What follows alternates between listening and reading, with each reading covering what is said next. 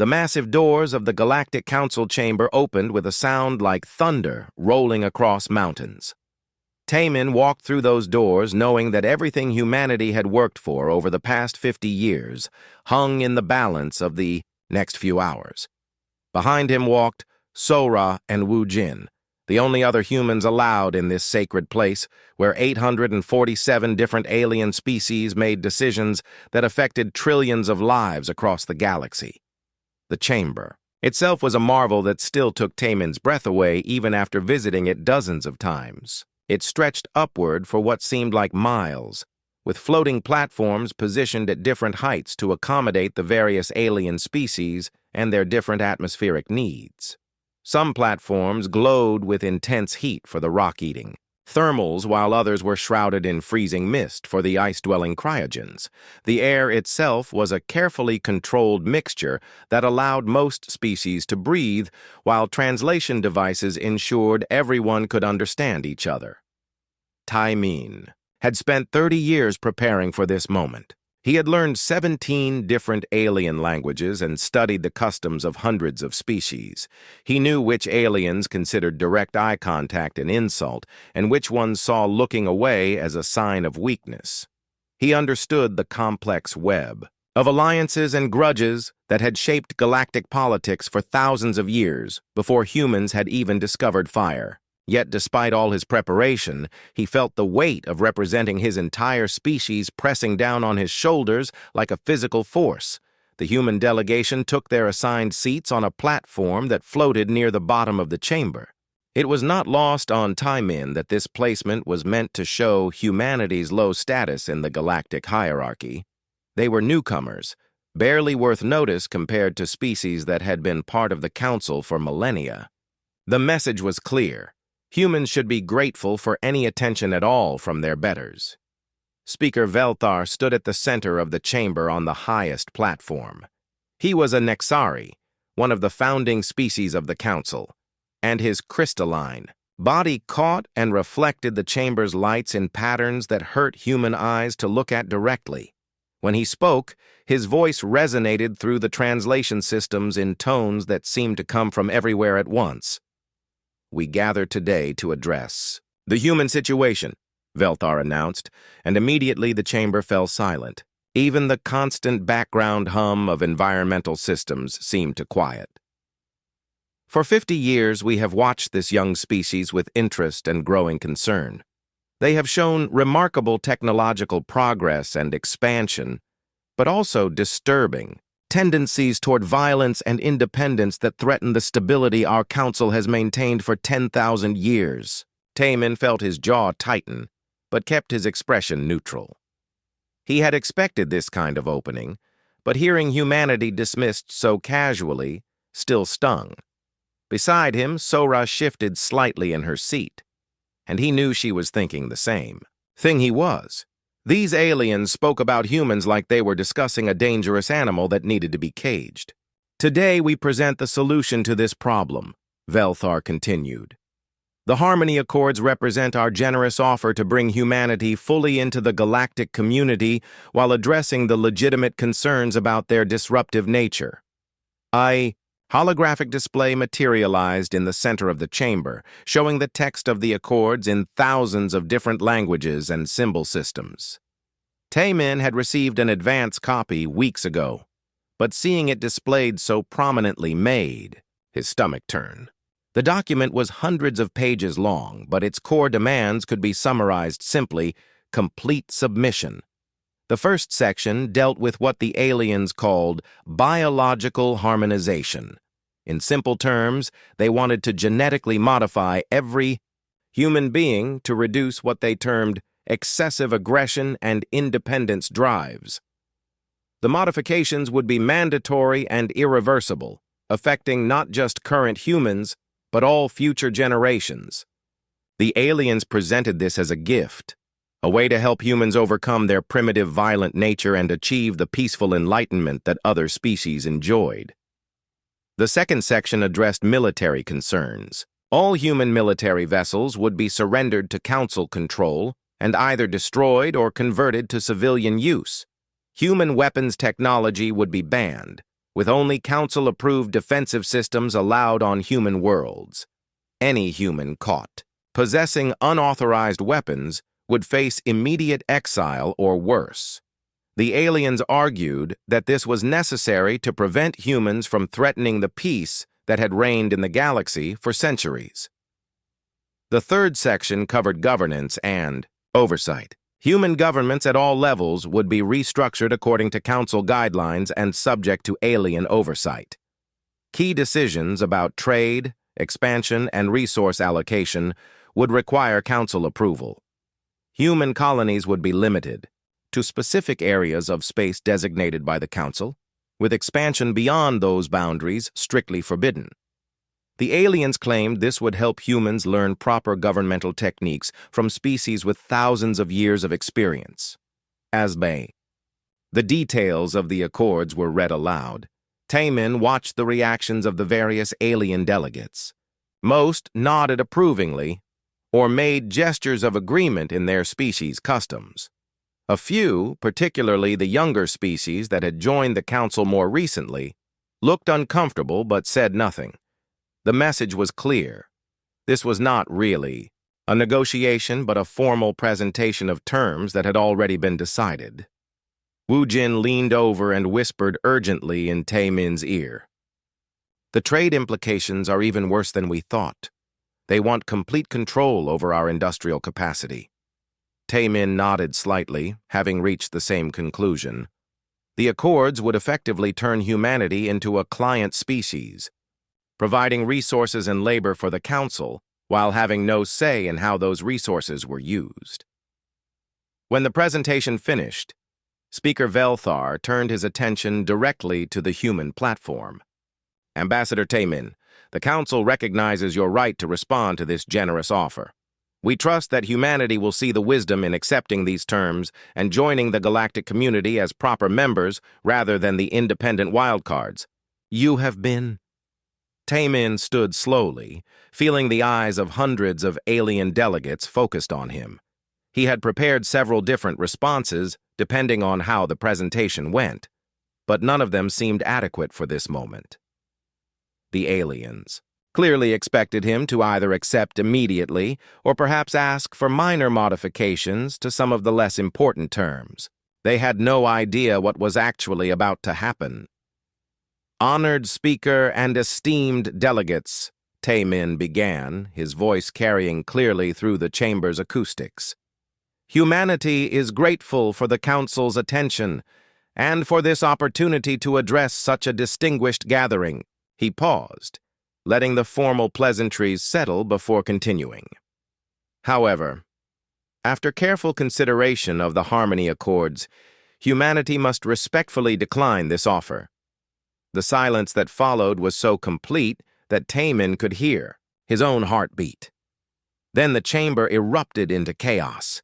Alien delegates began shouting in dozens of languages, their translation devices struggling to keep up with the sudden flood of outraged voices. Some species made threatening gestures, while others simply stared in shock at the platform where three humans sat calmly amid the storm they had unleashed.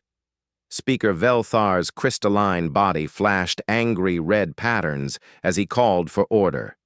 It took several minutes for the chamber to quiet enough for him to speak. "Ambassador Taemin, perhaps you did not fully understand the terms being offered.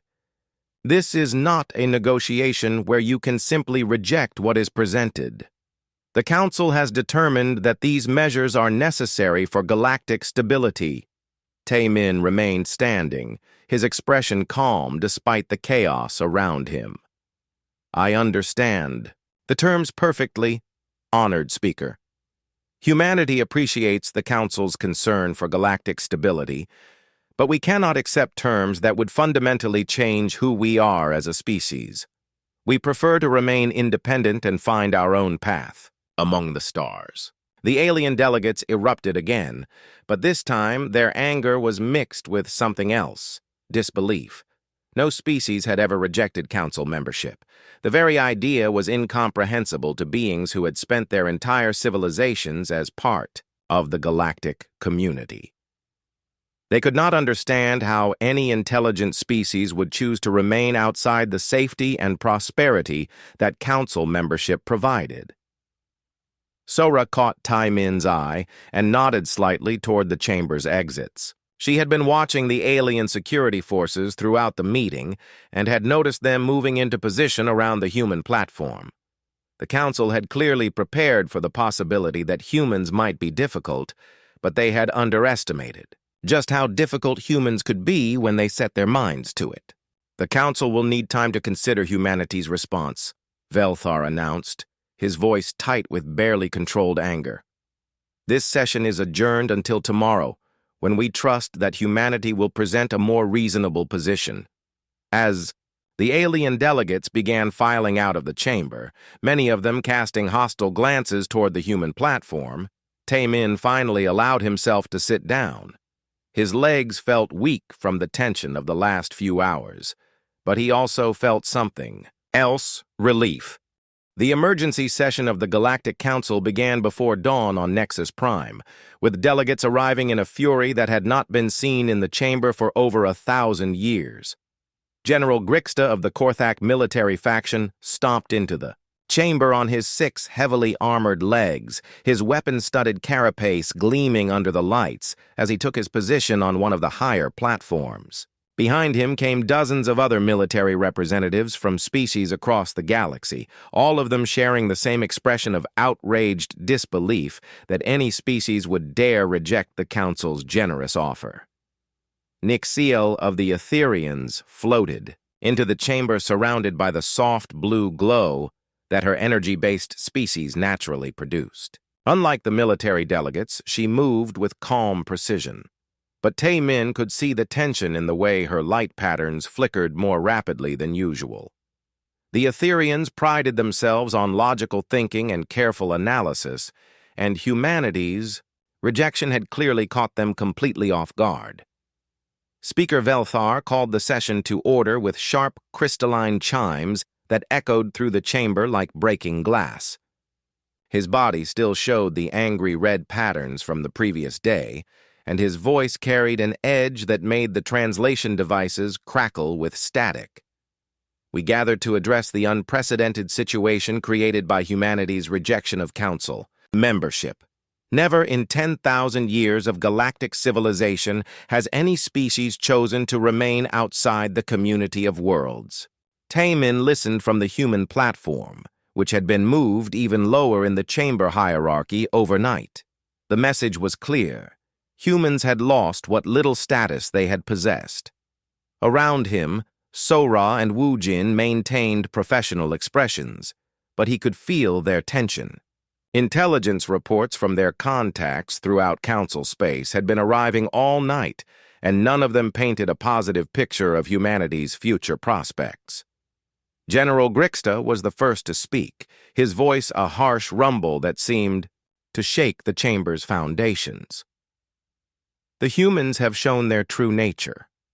They are a warrior species that cannot be trusted to coexist peacefully with civilized beings.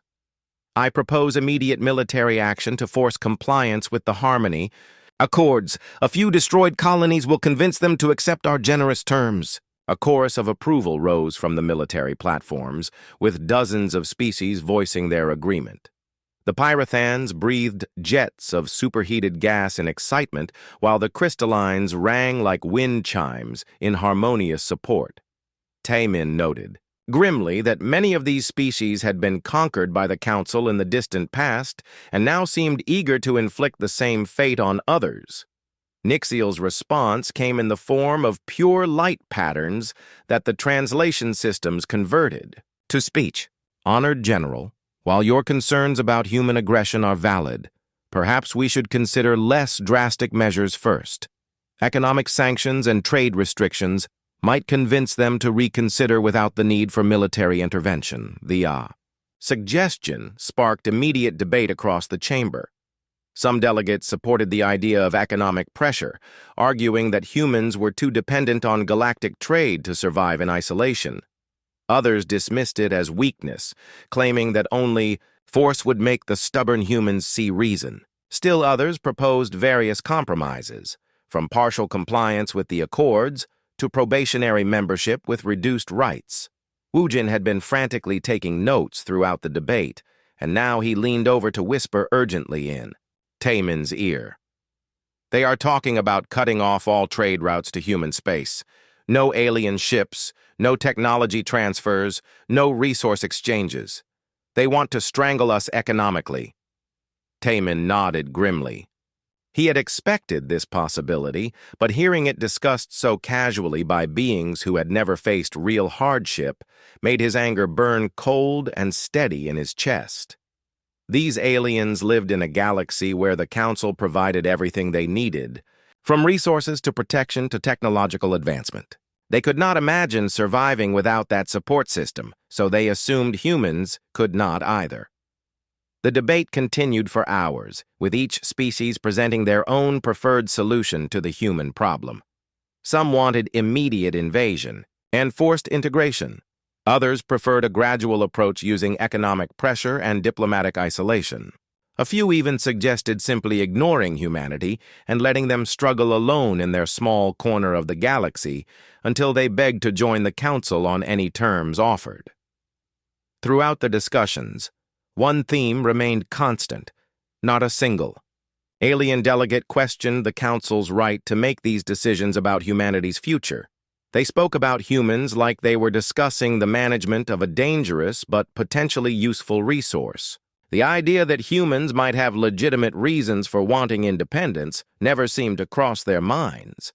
Speaker Velthar finally called for order as the debate showed signs of continuing indefinitely. The Council must reach a decision today.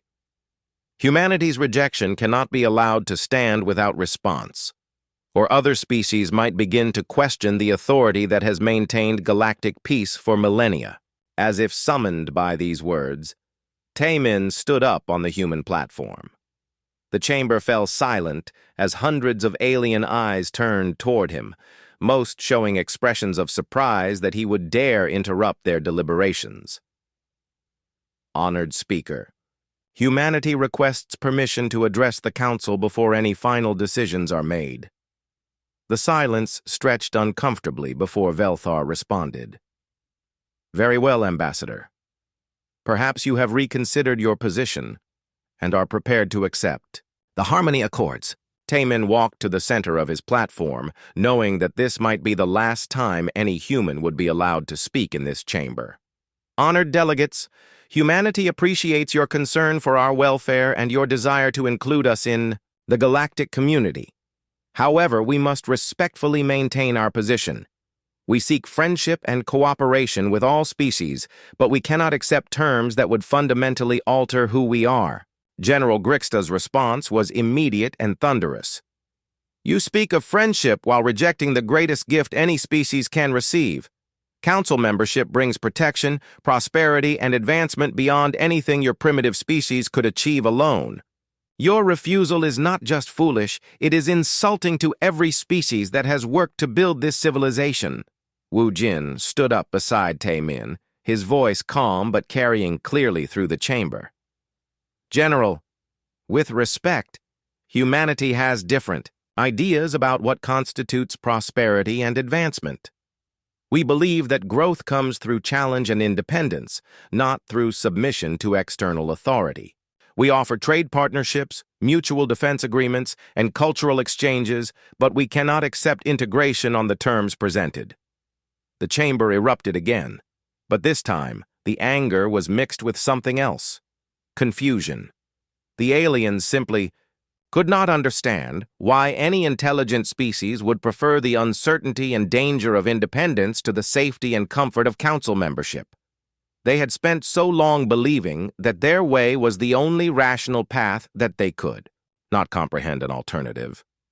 Nixiel's light patterns shifted to what Taemin recognized as deep contemplation.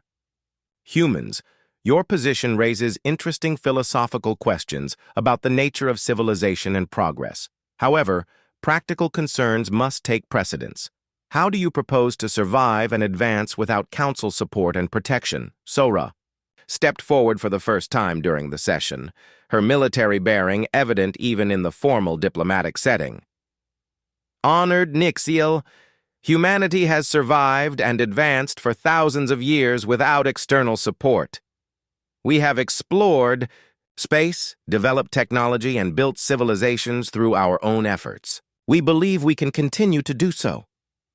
The military delegates responded with obvious skepticism and some outright laughter. General Grixta's voice dripped with contempt as he replied, "Young species, you have achieved impressive progress for primitives, but you face challenges now that are beyond your comprehension.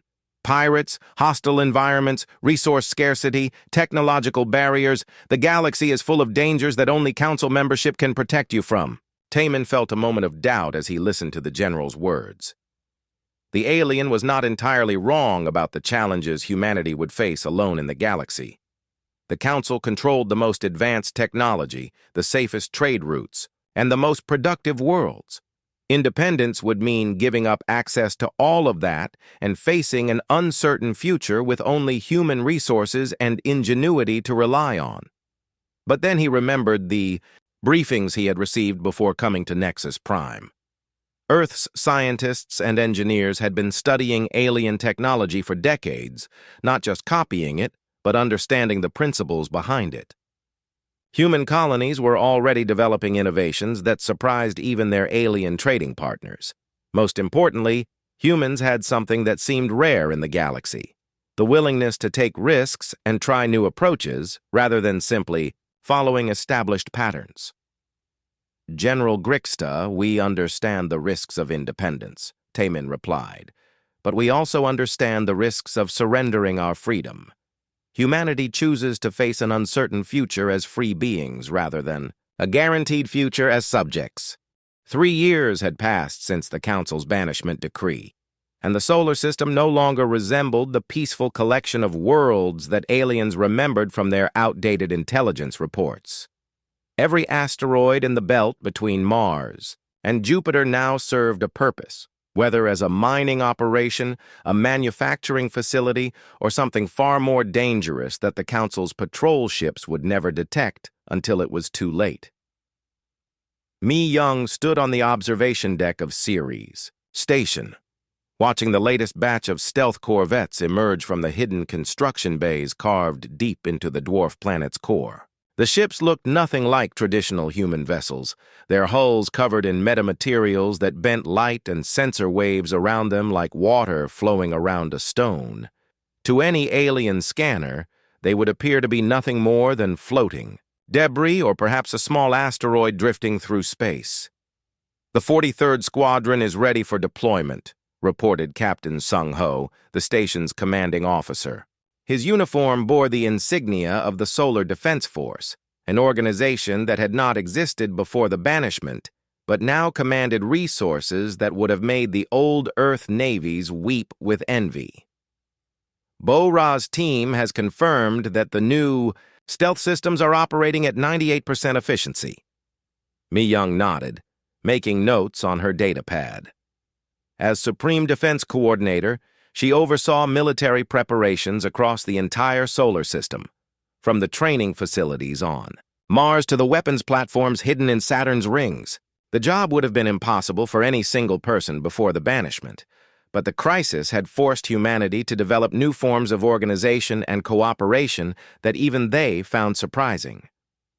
"What about the deep space reconnaissance missions?" she asked. "Any word from Sora's teams?"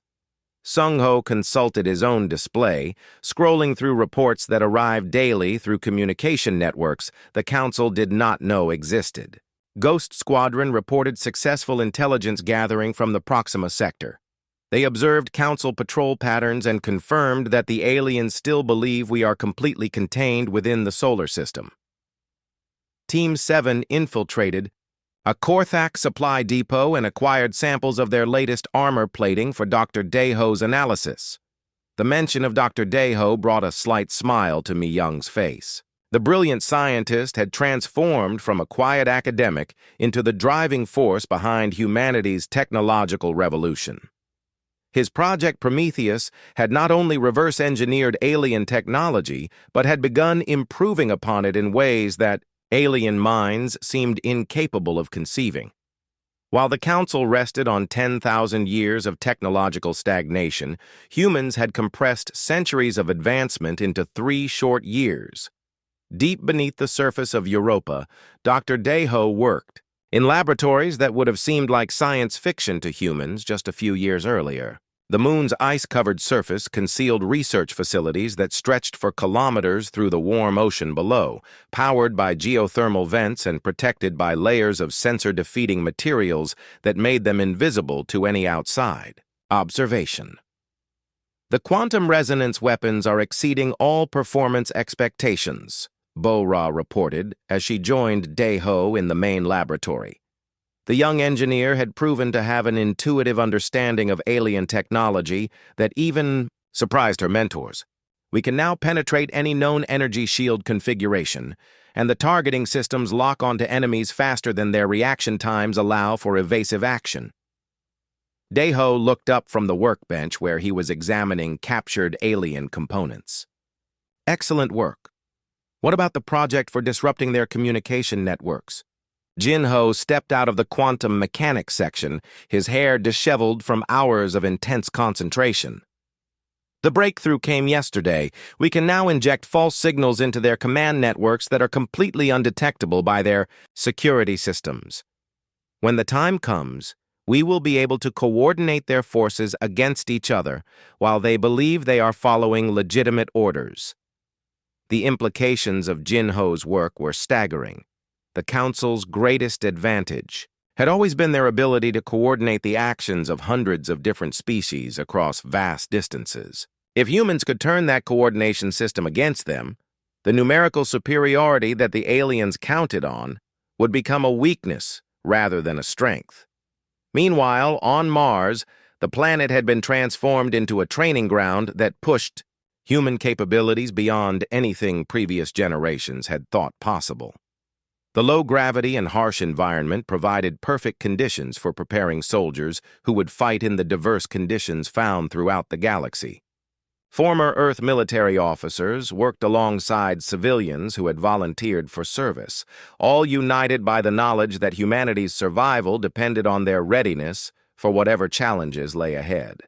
Wu Jin had established his headquarters in the old Martian colonial capital, but his real work took place in the shadows of galactic society.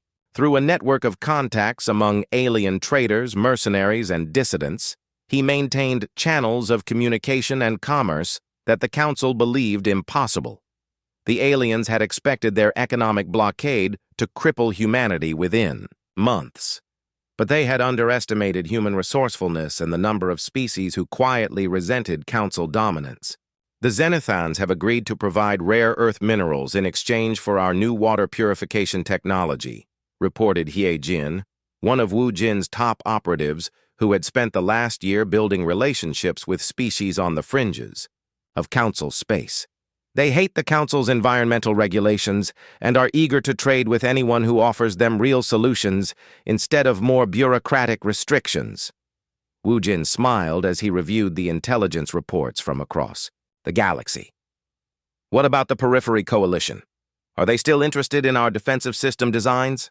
More than interested, replied Minji, another operative who specialized in dealing with the loose alliance of species that controlled territory beyond the Council's direct influence.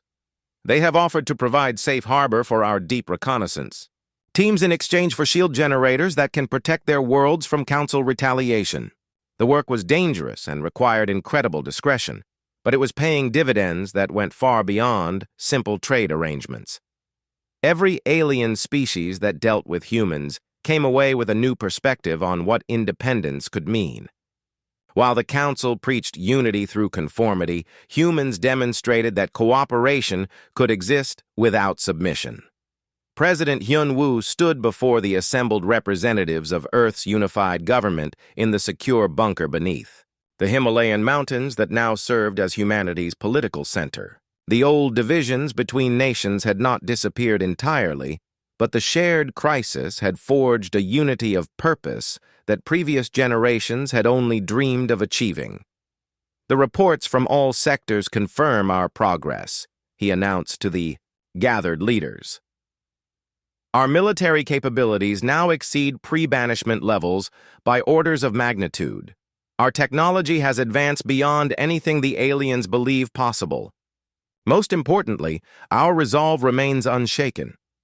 The Japanese representative, Minister Yuki, raised her hand. Mr. President, what about the psychological effects of isolation on our civilian population? 3 years of knowing that we are completely cut off from the galactic community has created stress levels that our medical facilities are struggling to address. Hyunwoo nodded gravely. The isolation had indeed taken its toll on human society, but not in the ways the aliens had expected. Instead of becoming desperate and demoralized, humans had responded with a determination and creativity that surprised even their own leaders. Birth rates had actually increased as people sought to ensure humanity's future. Scientific and artistic achievement had exploded as humans poured their energy into proving that independence was not just survival, but renaissance. The psychological profiles show stress, but also show unprecedented levels of purpose and determination, replied Dr. Su Jin, the Chief of Psychological Services. Our people understand what we are fighting for, and that understanding gives them strength that external support never could.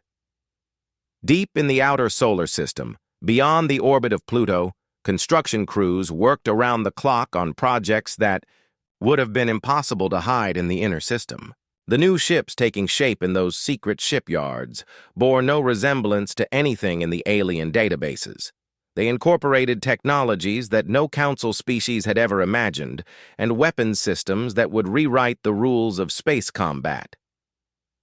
Captain, Sora inspected the latest additions to humanity's growing fleet from the bridge of her flagship, the Indomitable. The ship's stealth systems were so advanced that it could drift within scanning range of alien vessels without being detected, allowing her crews to study Council military capabilities in detail that their enemies could never have imagined possible. The reconnaissance missions to the core worlds have been completed, reported Commander Tae-hoon, her second-in-command. We now have detailed intelligence on the defenses of every major Council facility within 50 light-years of Earth. Their security systems have not been updated since before our banishment, and they show no signs of expecting any external threat. The first reports came from the Outer Rim territories, where Council authority was weakest and alien patrol ships were spread thin across vast distances. Captain Zoltar of the Nexari patrol vessel Harmony's Edge had been investigating what appeared to be routine piracy when his ship encountered something that should not have existed. Command, we have reached the coordinates of the reported attack on the civilian transport, Zoltar transmitted back to Council headquarters.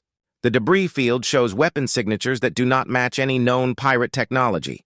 The energy patterns are completely unfamiliar. The response from Command was predictably bureaucratic. Captain, please collect samples and return to base. For analysis, probably some new alliance between existing pirate groups using modified equipment. But Zoltar had served on patrol duty for over 2 centuries, and he had never seen anything like the precision cuts in the transport's hull or the strange residue left by weapons that seemed to ignore standard energy shielding. The attack had been surgical, targeting only the ship's cargo holds while leaving the crew quarters completely undamaged. It was as if the attackers had known exactly what they wanted and had taken only that, with no unnecessary violence or destruction. Similar reports began filtering in from across Council space over the following weeks. Trading vessels found empty, their cargo holds stripped clean, but their crews unharmed and often left with emergency supplies sufficient to reach the nearest Council station. Military convoys discovered that their weapons shipments had vanished overnight while their soldiers slept, with no sign of how anyone had penetrated their security systems. Most disturbing of all, several Council research stations reported the theft of classified technological data, with the thieves demonstrating knowledge of alien computer systems that should have been impossible for any unauthorized species to possess. Intelligence. Director Zeflon of the crystalline species presented his preliminary findings to a closed session of the Council's Security Committee. His crystalline form flickered with patterns of deep concern as he addressed the assembled representatives. From the major military powers, "Honored colleagues, we face an unprecedented situation," he announced, his voice resonating through the translation systems with harmonics that conveyed urgency even to species that did not understand crystalline. Emotional expressions. The attacks show a level of coordination and technological sophistication that exceeds anything we have seen from known pirate organizations or rogue species. General Grixta of the Korthak shifted impatiently on his armored legs. "Director, surely you are not suggesting that some unknown species has suddenly appeared in our space with advanced military capabilities? The galaxy has been thoroughly explored for millennia. There are no hidden civilizations with the resources to mount such operations." Zeflon's light patterns shifted to what experienced council members recognized as extreme unease. "General, that is precisely what makes these incidents so troubling. The attackers demonstrate intimate knowledge of our patrol schedules, our shipping routes, and our security protocols. They use weapons that penetrate our best defenses and stealth technology that makes them invisible to our sensors. Yet according to our records, no known species possesses such capabilities." The Security Committee debated the issue for hours without reaching any satisfactory conclusions. Some members dismissed the reports as exaggerated accounts of ordinary piracy, while others suggested that existing criminal organizations had somehow acquired advanced technology through unknown means. A few raised the possibility of a conspiracy involving multiple species working together, but the idea seemed far-fetched, given the historical difficulties of maintaining secrecy across different alien cultures. Meanwhile, the attacks continued, to escalate in both frequency and boldness. Council military bases reported attempted infiltrations by unknown forces that seemed to evaporate whenever security forces responded. Communication stations detected brief interruptions in their networks that lasted only seconds, but somehow allowed massive amounts of classified data to be copied without triggering any alarm systems. Most unsettling of all, several patrol ship crews reported brief encounters with vessels that appeared on their sensors for moments before vanishing completely, leaving only the lingering impression that they had been observed and evaluated by unknown intelligences. Captain Sora reviewed the latest intelligence reports from her position aboard the Indomitable, which was currently drifting in the shadow of an asteroid less than 50,000 kilometers from a major Council naval base. The base's sensors showed no indication of the human ship's presence, despite their proximity being close enough that the aliens could have reached out and touched the hull if they had known it was there. "The psychological warfare phase is working, exactly as planned," reported Commander Tae-hoon from his position at the tactical station. "Council forces are showing increasing signs of paranoia and confusion. Their patrol patterns have become erratic, and their response times to genuine incidents have doubled because they are investigating so many false alarms." Sora nodded with satisfaction. The human strategy had been designed not just to gather intelligence and acquire resources, but to undermine the confidence and effectiveness of Council military forces. By demonstrating that their security was meaningless against human capabilities, the reconnaissance missions were preparing the way for larger operations that would be impossible if the aliens maintained their usual efficiency and coordination. "What about the diplomatic intelligence?" she asked. "Any signs that the Council leadership is beginning to understand what they are really facing?" Lieutenant Kyung-soo consulted his encrypted communications array, which maintained contact with human agents throughout Council space. Commander Woo Jin reports that most Council species still refuse to believe that these incidents represent anything more than enhanced piracy.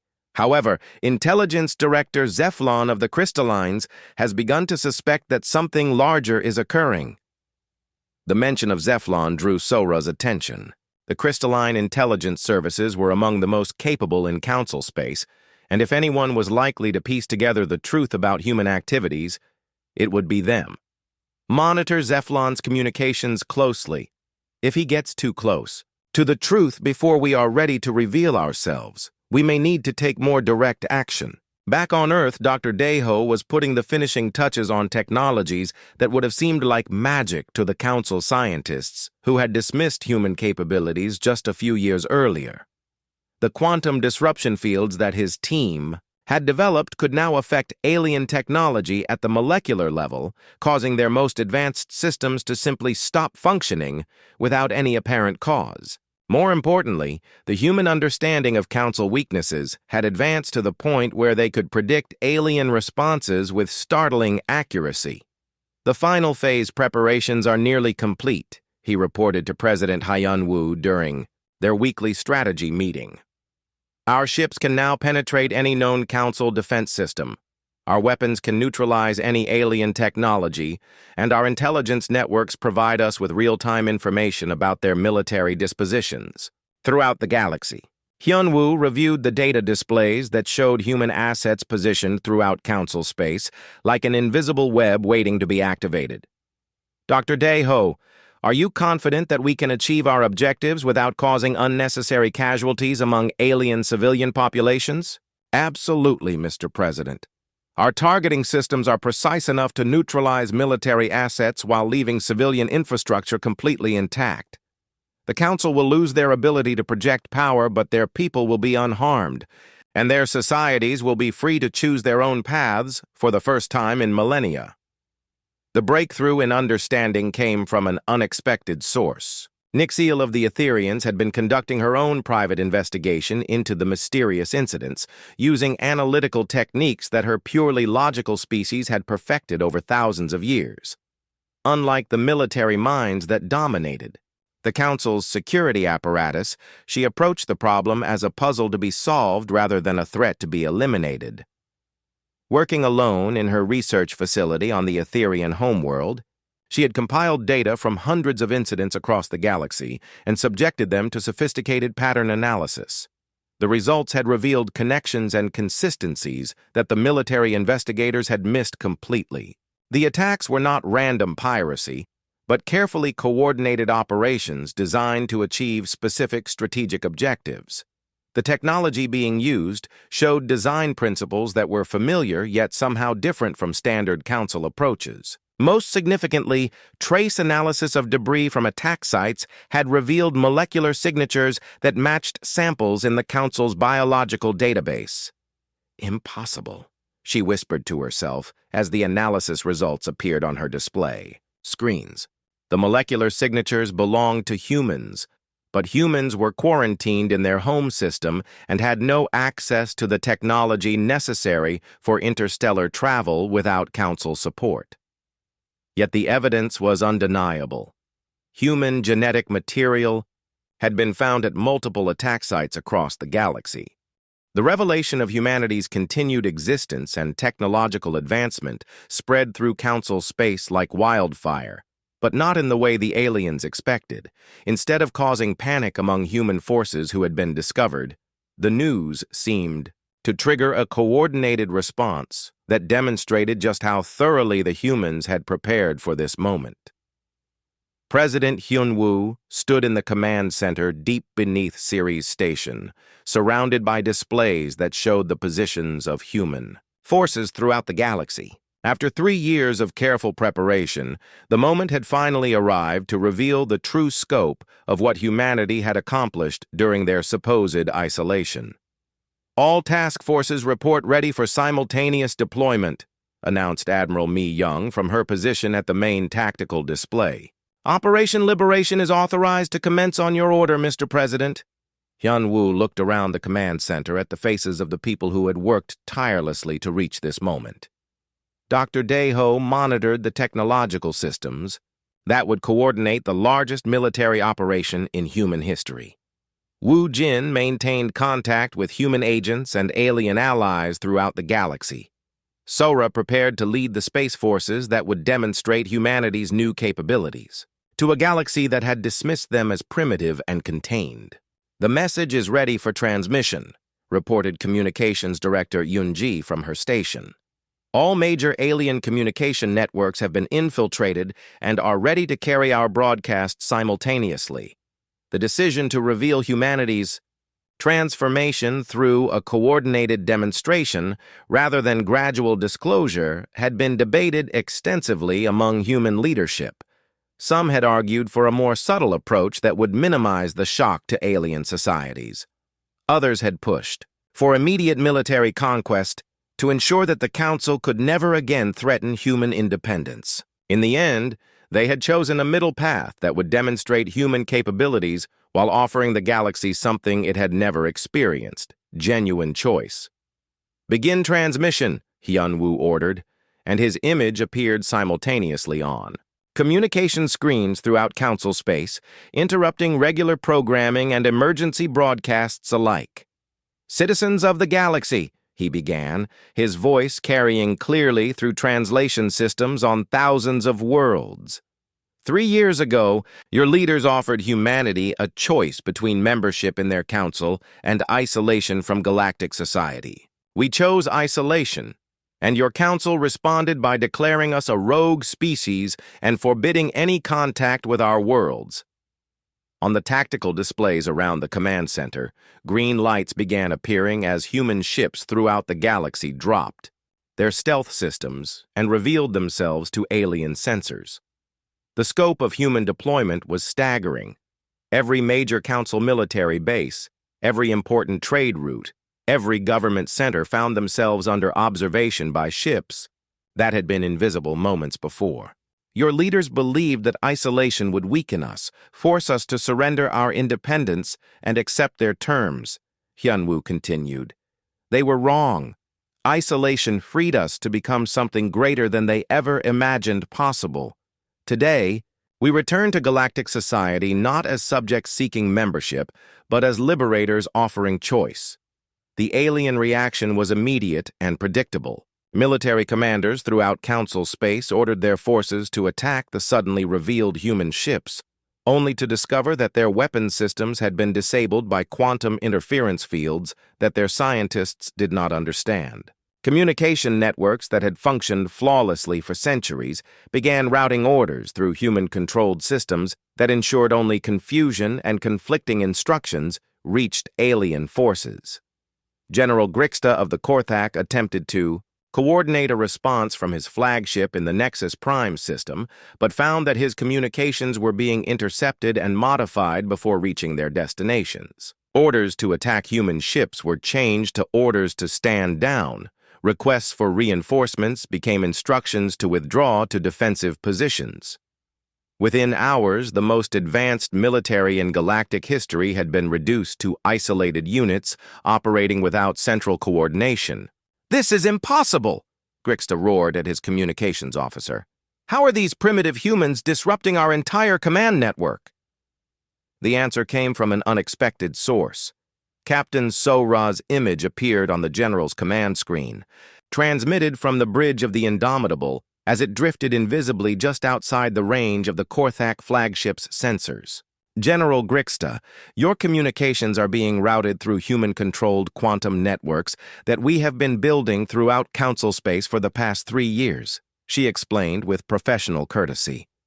"Your forces are not under attack, but they are under our control. We suggest you order them to stand down before someone gets hurt trying to fight systems they do not understand." The scope of human infiltration became clear as alien commanders throughout the galaxy discovered that their most secure installations had been compromised for months or even years. Research facilities found that their databases had been copied completely, with human improvements to alien technology often replacing the original files. Military bases discovered that their defensive systems would respond only to human authorization, codes.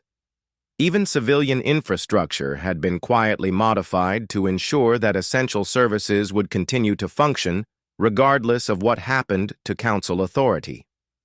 Speaker Velthar called for an emergency session of the full Council, but discovered that the Chamber's own systems were no longer under alien control. When he attempted to address the assembled delegates, His words were replaced by a message from President Hyun-woo explaining the new reality that the galaxy would need to accept. Honored speaker and esteemed delegates, the recorded message began. Humanity returns to your chamber not to seek membership in your council, but to offer you something far more valuable, the opportunity to choose your own destiny. For 10,000 years, you have lived under the authority of a council that demanded conformity and punished independence. Today, that authority ends. The alien delegates erupted in protests and demands, but their words were meaningless. The military forces they counted on to enforce their will were neutralized. The technological superiority they had always assumed was theirs had been surpassed by a species they had dismissed as primitive.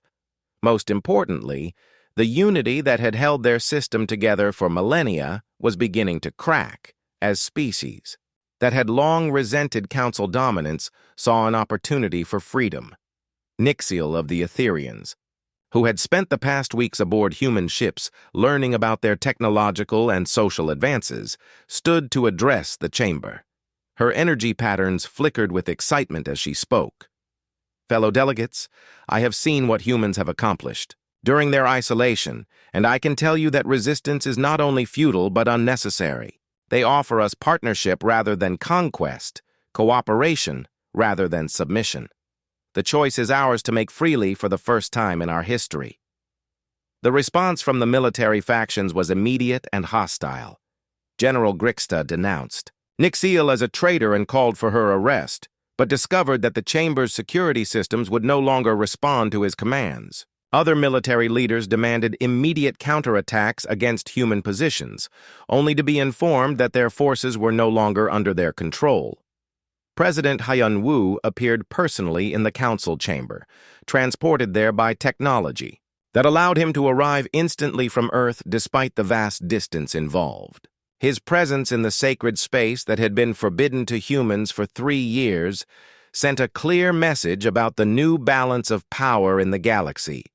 Honored delegates, he said, his voice carrying clearly through the chamber without need for amplification.